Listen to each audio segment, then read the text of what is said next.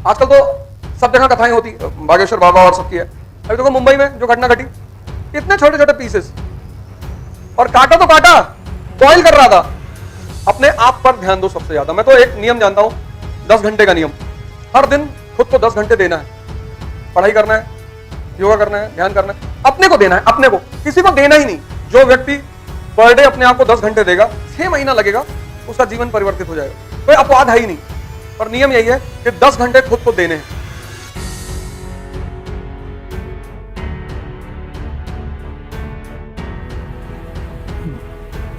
जय हिंद फ्रेंड्स।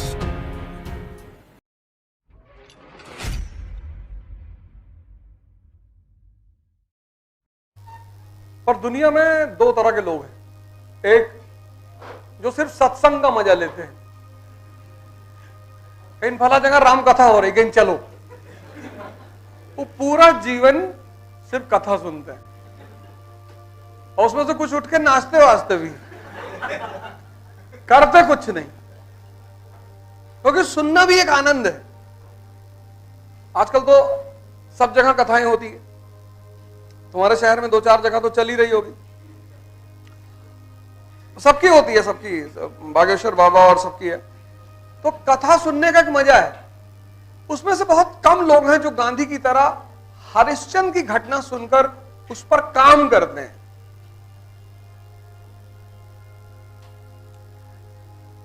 काम बहुत कम लोग करते हैं, मतलब 1% लोग हैं जो काम करना जानते हैं। बस वही 1% उदाहरण है, बाकी सब प्रजा है। छोटी छोटी लड़ाइयां शुरू करो, मोबाइल उठाकर फेंक दो, सबसे पहला काम ये करो, रख लो बैग में, कोई बात नहीं। क्या करोगी बना के? तुम कुछ ऐसा करो कि कल लोग तुम्हारा वीडियो बनाए, तुम मत बनाओगे। मेरी इतनी उम्र हो गई, शायद ही मैंने किसी के साथ फोटो ली हो। एक बार सेल्फी ली है, एक बार सौरभ गांगुली के साथ, एक बार, वो भी मजबूरी में ली है। बाकी इतने लोग मिलते हैं मुझे इंडिया से बाहर। मुझे लगता है मालिक ने सबको अनोखा बनाया, तुम भी अनोखे ही हो। ऐसे हर कोयले की क्षमता है हीरा बनने की, वो ना बने ये उस कोयले का डिसीजन है। हीरा क्या है? कोयला ही तो है। क्या एग्जाम्पल है केमिस्ट्री में।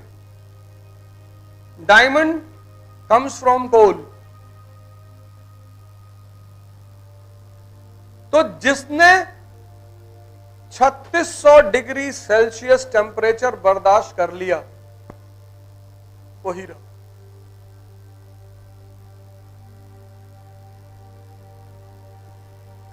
उसी को इंडिया ने एक टर्म दिया, तपस्या। ये जो लोग बैठे थे ना, ये तपस्या किए हुए लोग हैं। सोचो वो रोहित करदम जो लड़का है, किसी की मां मर रही है, वो अपने कमरे में कैसे पढ़ रहा होगा बैठ के। अब उससे बता रहा था, कह रहा था सर जब मैं कमरे में बैठता था तो मुझे लगता था कि मैं अपने साथ नाइंसाफी कर रहा हूं। जब मैं पढ़ाई करने जाता था तो मुझे लगता था मैं कितना स्वार्थी हूं कि मेरी मां मर रही है और मैं पढ़ रहा हूं।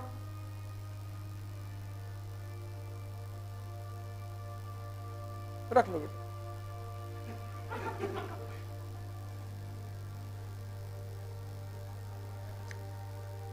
इसलिए जब अंग्रेज इस कंट्री में आया तो हंटर से मारते थे लोग।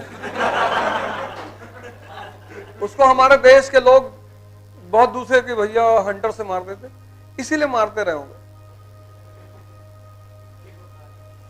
क्योंकि एक बार कहने पे किसी को बात समझ में आती नहीं, तो उन्हें बाद में लग गया होगा कि नहीं नहीं नहीं नहीं, ऐसे नहीं।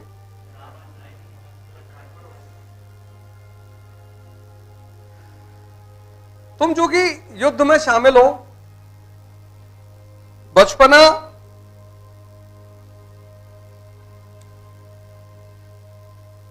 मस्ती करने के लिए, जवानी युद्ध करने के लिए। इस उम्र में कितनी ऊर्जा है तुम्हारे अंदर।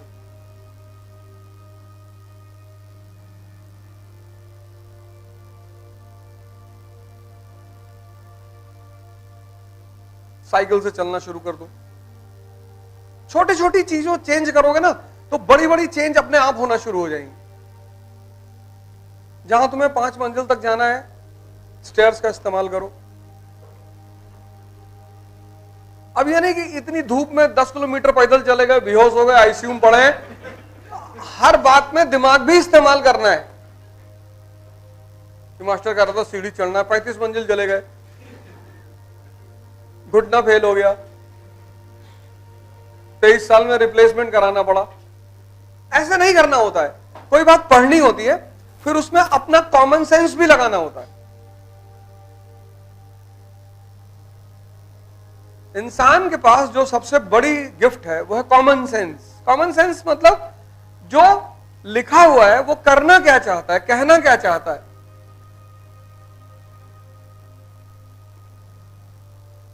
से हिंदू हैं, शिवलिंग पे जल चढ़ाते हैं, दूध चढ़ाते हैं। शायद ही कोई पता करना चाहता हो कि क्यों। वो चढ़ाना बुरा नहीं है, बिना जाने चढ़ाना।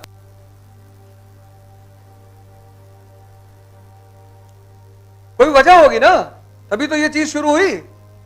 तो कोई वजह होगी, तो वो वजह कर पता करना बहुत जरूरी है। क्यों क्यों ऐसा करते हैं।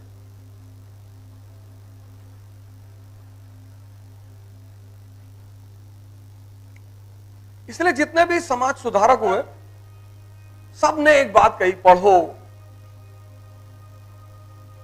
अपने आप पर ध्यान दो सबसे ज्यादा। मैं तो एक नियम जानता हूं, 10 घंटे का नियम।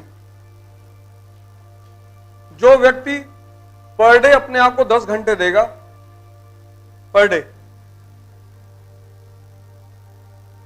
हर दिन खुद को 10 घंटे देना है। पढ़ाई करना है, योगा करना है, ध्यान करना है, अपने को देना है। अपने को, किसी को देना ही नहीं, खुद को देना है। तो जो पर डे अपने आप को 10 घंटे देगा, 6 महीना लगेगा, उसका जीवन परिवर्तित हो जाएगा। 6 मंथ्स। कोई अपवाद है ही नहीं, 6 महीना लगेगा। पर नियम यही है कि 10 घंटे खुद को देने हैं। डायरी बनाना है, डेली नोट डाउन करना है कि आज मैंने क्या किया, आज के दिन मैंने खुद को कितना दिया, और हफ्ते में उसका एनालिसिस करना है। जीवन में एक आदमी ऐसा रखना है जो तुम्हें आईना दिखा सके, रास्ता बता सके। मां बाप को हमेशा कॉन्फिडेंस में रखना है। लड़कियों को तो सबसे ज्यादा रखना है। तुम्हारे मां बाप तुम्हारे दुश्मन नहीं है, यह बात तुम्हें बुढ़ापे में पता चलेगा। और जब तुम्हारे बच्चे होंगे तब पर। इस दुनिया में जो भी कड़वा है वो फायदेमंद है। वो चाहे नीम हो, चाहे करेला हो, और चाहे मां बाप हो। देखो वो दिल्ली में जो मर्डर हुआ, उसके फादर ने क्या कहा कि मैं अपनी बेटी को मना करता था कि बेटा गलत लोगों के साथ मत रहे। देखो कैसे मारा, आंतें बाहर आ गई थी। इतना चक्कू मार दिया था कि यहां जो इंटेस्टाइन है बाहर आ गया था। और लास्ट में एक पत्थर उठा के, अभी देखो मुंबई में जो घटना घटी, इतने छोटे छोटे पीसेस, और काटा तो काटा, बॉईल कर रहा था। मतलब तुम मेंटल स्टेटस सोचो।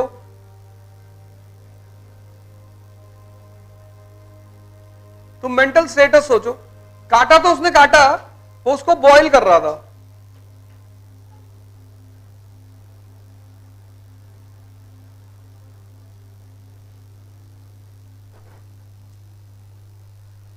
तो तुम्हें आज इन लोग की फोटो लगी है, कल तुम्हारी लगेगी। तुम भी ऐसे लोगों को बता रहोगे, लेकिन संघर्ष से तुम्हें कोई नहीं बचा सकता। करना ही है। मतलब ऑप्शन ही नहीं है ही नहीं, रास्ता ही नहीं है। अगर होता तो सबसे पहले मैं अपने घर वालों को बता देता। मेरी बच्चियां हैं तो मैं उनको गुरुकुल छोड़ता हूं हर साल, तो वहां ना एसी है, पंखे हैं।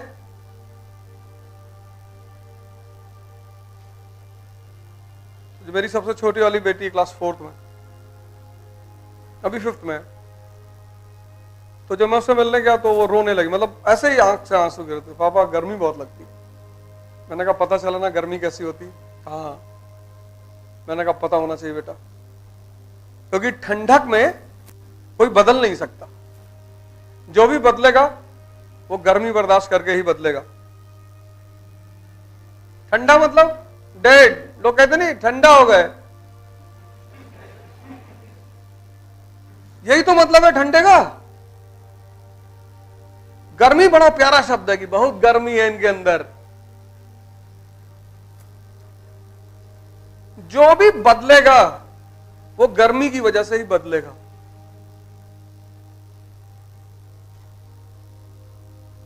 या तो तुम खुद से बर्दाश्त करना सीख लो, और या तुमसे नेचर करवाएगी।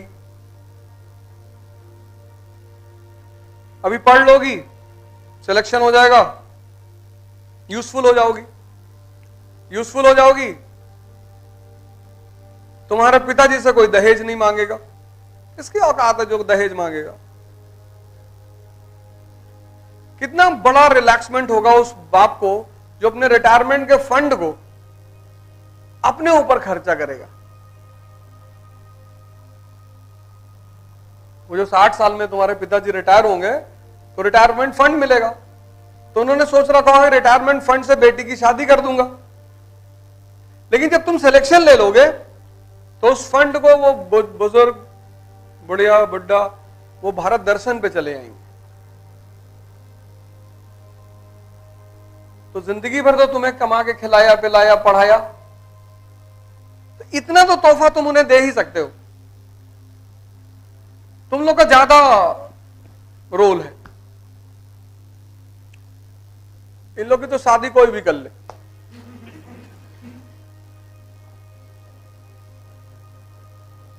इनका तो हो जाएगा, कोई ना कोई तो कर ही लेगा। लेकिन तुम लोग के लिए जिम्मेदारी है, एक लाइबिलिटी है। कोई कह रहा गाड़ी दे दो दहेज में, चला लेते हो? नहीं, सीख लेंगे भैया। अभी एक भाई साहब की शादी हुई है, कार लिए, कार। हमने कहा चला लेते हो?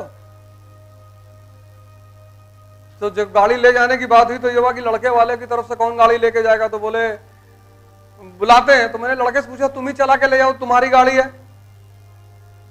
कह रहा भैया चला नहीं पाते हैं।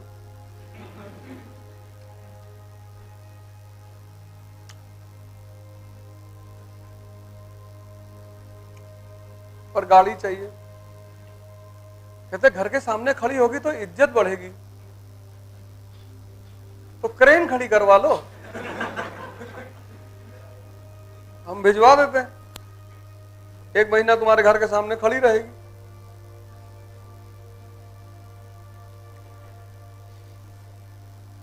इतना इज्जत का फिक्र है इस कंट्री को, बाप रे बाप। इज्जत। इल्तुतमिश के घर के हो? नहीं नहीं भैया। अकबर के हो गए? अरे नहीं भैया। अब काहे मरे जा रहे हो?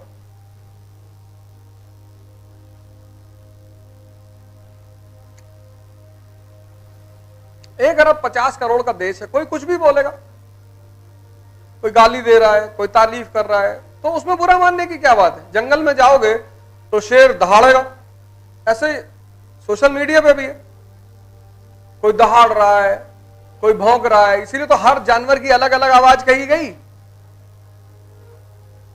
तो जो तुमको गाली दे रहा है तो तुम समझ लो कि भौंक रहा है, तो जो भौंक रहा है क्या गुस्सा करना।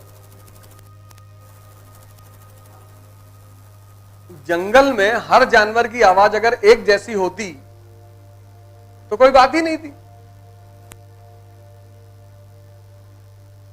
लोमड़ी की अलग है, भेड़िए की अलग है, कुत्ते की अलग है,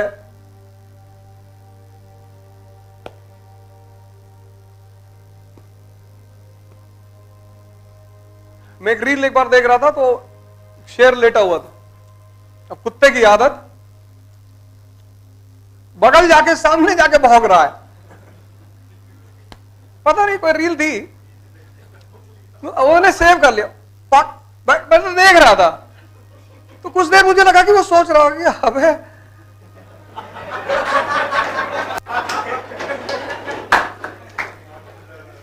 वो पुरानी आदत भौंकने की।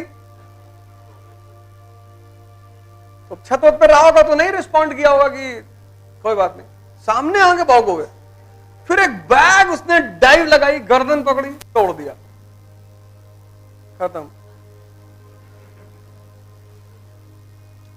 कभी कभी हफ्ते में एक बार खोल के देख लेता हूं, कितना मजा आता है देख के